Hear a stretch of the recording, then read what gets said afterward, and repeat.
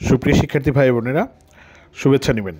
আশা করছি সকলেই ভালো আছেন। আজকে আমরা এশিয়া মহাদেশ নিয়ে কথা বলবো। পৃথিবীর সবচেয়ে বৃহত্তম মহাদেশ।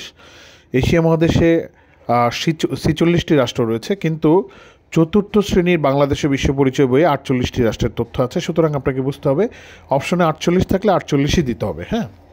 আর অপশনে 48 না থাকলে 46 দিতে হবে, কারণ বোর্ড বইকে গুরুত্ব দিতে হবে।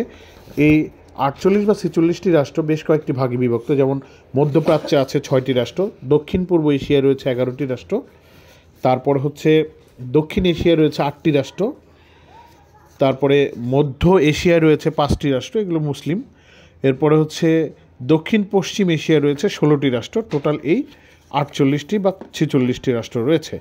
তো আজকে আমরা দূরপ্রাচ্যের রাষ্ট্রগুলো নিয়ে কথা বলবো, যেটাকে ইংরেজিতে ফার ইস্ট বলা হয়। ফার ইস্ট এশিয়ায় 6টি রাষ্ট্র রয়েছে। এদের নাম এবং রাজধানীগুলো আমরা একটু দেখে নিব। প্রথমেই রয়েছে জাপান। জাপানের রাজধানী টোকিও। এরপরে উত্তর কোরিয়া পিয়ংইয়ং, দক্ষিণ কোরিয়া সিউল, চীন বেইজিং, তাইওয়ান তাইপে, মঙ্গোলিয়া উলানবাটর। ধন্যবাদ সকলকে। আসসালামু আলাইকুম।